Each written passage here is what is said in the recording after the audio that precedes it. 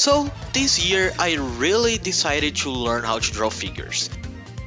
Because well, all of us probably started drawing because we wanted to create or at least draw the characters we love. But figure drawing is hard as hell. Look at all of these muscles, bones and tendons. Do I need to learn all of these just to draw my simple baby mobby? Fortunately, not exactly. Yes, it's a good idea to learn all of this stuff, but I'm not smart enough to digest everything at once. So I started simple.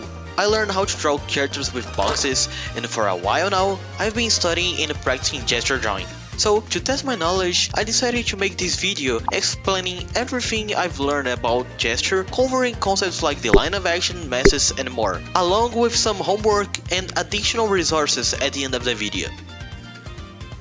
Before we actually start drawing, we need to understand what gesture drawing really is. I think you can't fully describe it just by the name. Gesture drawing is a really abstracted topic. Every single artist approaching their own way, and the reason for this is simple. Gesture drawing is the feeling, flow, life, and force, the most intuitive part of our drawing experience. For others, gesture drawing is the blueprint, the framework, as Michael Hampton described in his book. How you wanna think of it is up to you, but one thing is certain, without gesture, our drawing feels lifeless and stiff. And this doesn't apply just to figures, but to everything we draw.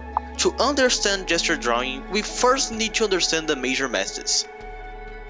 The major masses are the head, ribcage, and pelvis. They are called that way because they are the largest forms of the body. By simply playing with their angles, tilts, and relationship, we can create a more fluid action. We can simplify them using just ovals, but personally, I prefer using boxes. This way, I get a clear separation of angles and a better idea of how the major masses are tilting, twisting, and relating to the perspective. I like to think of the top line of the ribcage as the shoulder line, and the bottom edge of the box as the end of the ribcage, where it transitions to the side plane. For the pelvis, I use those bumps where the plane changes to the side as the top of my boxes. And for the bottom line of the pelvis, I like to think of the great truncator of the femur. Basically that bump-like shape we see around the waist area. It's much more prominent in figures with a more feminine body type. You don't need to memorize these names, I'm just using them to clarify what I'm explaining here. By playing with these masses, we can create a flow in our poses, which we can call as the line of action. The line of action is a line that summarizes the general flow and energy of our pose. Many artists begin with this line to plan and get a better understanding of their pose. You can use a single line for the whole body, or add a secondary one for additional flow, but I like to think of the line of action as a simplification of the spine. The reason for that is simple. The spine controls the relation between all the major masses.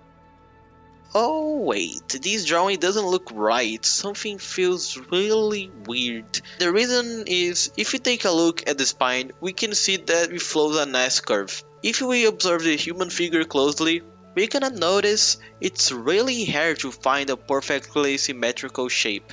Every body part is tapering and contrasting against another. Going back to the major masses, when the ribcage is pointing upwards in a neutral position, pelvis is naturally pointing downwards, creating a balanced and fluid motion. And this applies to the whole body. Just look at the legs. Our eyes follow a pinball-like path, bouncing between these contrasting curves. To achieve this effect in our drawing, we need to use three types of lines: CNS curves and a straight. By making sure our lines naturally lead into one another, we keep the eye path flowing, making the pose feel more unified.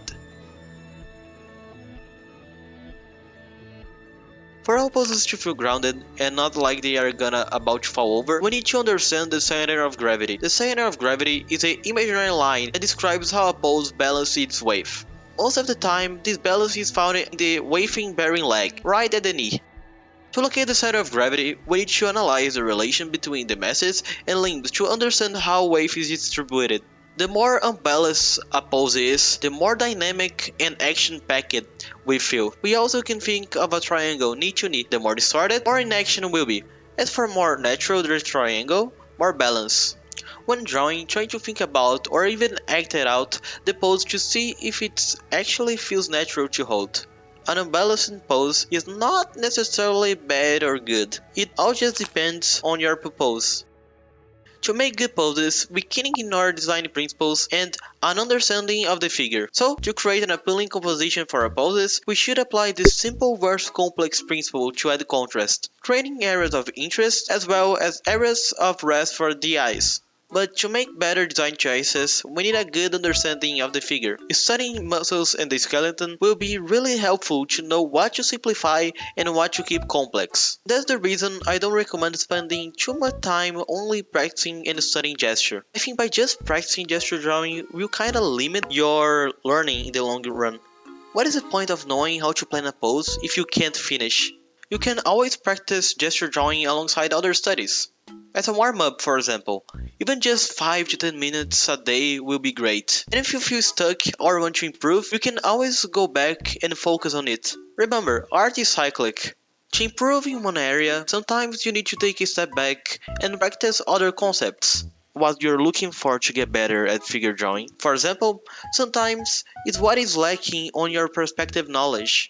I'm studying figure drawing through Mike and Hampton's book and YouTube channel. He's a great teacher, and basically everything I know about the human figure is thanks to this dude. There's also the force method, which I see many people saying good things about it, and obviously tons of others. You just need to figure out what works for you. One thing that made my life easier when I started studying gesture was copying tons of live drawings from other artists. Some great artists to study from are Greens and Norm, TB Choi, Cranks, and Grassflu. For gesture drawing practice, it's a great idea to set a limit of 3 minutes per drawing, or even less. For reference images and time practice, I suggest these sites: Quick Poses, Line of Action, and Bodies in Motion. These sites have high quality images and time limits. All of these artists and resources are your best friends. Take everything I've said here, and as you practice, you study their explanations and work to get a deeper understanding. For more reference, I will add my Pinterest folds with poses and gesture drawings in the description, as well a playlist of recommended videos.